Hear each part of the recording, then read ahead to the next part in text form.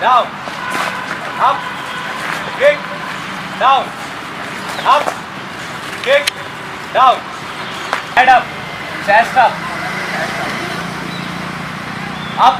यहीं से उठो। पोजीशन, पीछे देखो, लाइन सुधारो, साथ में करेंगे सभी लोग। Start, kick, down, up, kick, down, up, kick, down, up, kick, down. Hold, position hold रखो, होल्ड रखो पोजीशन। पीछे का नी स्ट्रेट रखने की कोशिश करो, तो दूर करना है हमें। दूर करोगे तो क्या होगा, दर्द होगा। इसको ऊपर उठाओगे तो दर्द होगा। चलो, जिसको नहीं मालूम है बाद में बता दूंगा मैं। तुम्हारी बहन कहाँ है?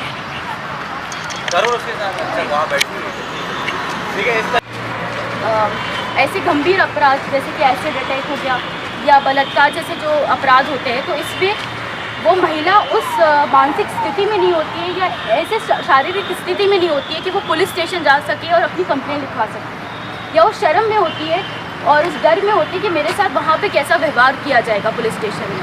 तो इस पर सरकार ने एक बहुत ही अच्छा कानून निकाला है कि आप अपने घर पे बैठे बैठे, जो मैंने आपको हेल्पलाइन नंबर दिया है, उस पर कॉल करके अपनी कंप्लेंट लिखवा सकते हैं। एक ईमेल आईडी दी गई है उसमें, उस पर आप मेल कर सकते हैं अपनी कंप्लेंट को। और तीसरा, पोस्ट कर सकते हैं किसी भी पुलिस स्टेशन के एड्रेस पे अपनी कंप्लेंट। तो वो पुलिस स्टेशन का जो SHO रहेगा, वो आपको एक कांस्टेबल आपके घर पे भेजा जाएगा, जो कि आपकी रिपोर्ट पूरी तरीके से लिखेगा कि आपके साथ क्या हुआ, आपको क्या परेशानी है। अब जब कोई भी पुलिस कांस्टेबल आपके घर में रिपोर्ट लिखने या आपके लिए मतलब कुछ पूछताछ करने आता है, तो उसके लिए 2 रूल्स होते हैं। सबसे पहला, वो पुलिस कांस्टेबल एक महिला कांस्टेबल को लेके आएगा, तभी कंप्लेंट लिखी जाएगी। दूसरा, आपकी फैमिली मतलब आपके परिवार वालों के होते हुए आपकी कंप्लेंट लिखी जाएगी। महिलाओं को अधिकार नहीं था।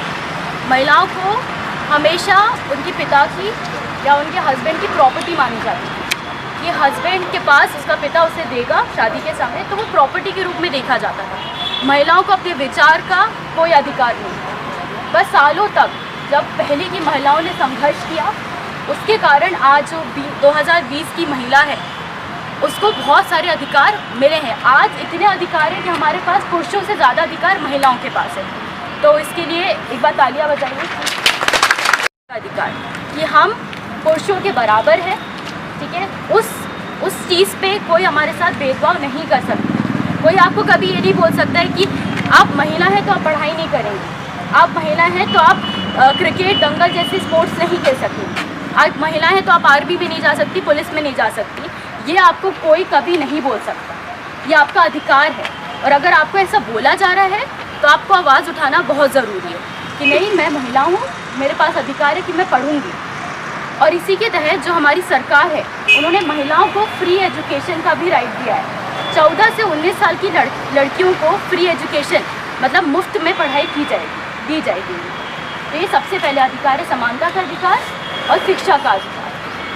दूसरा अधिकार आता है कि जब जो महिलाओं की नौकरी लग जाती है, वो काम करने जाती है, तो कभी कभार क्या होता था कि जो पुरुष आपकी भी पोस्ट पे बैठा है, आपको पुरुष महिला दोनों एक ही पोस्ट पे बैठी हुई है, पर उनकी जो सैलरी रहती थी वो अलग रहती थी। महिलाओं की सैलरी पुरुषों से कम रहती थी। अगर हम बॉलीवुड में देखा जाए, जो एक्ट्रेसेस रहती थी वो भी उतना ही काम करती थी जितना पुरुष करता था, पर उसकी सैलरी, उनको जो पैसे देते थे वो कम देते थे।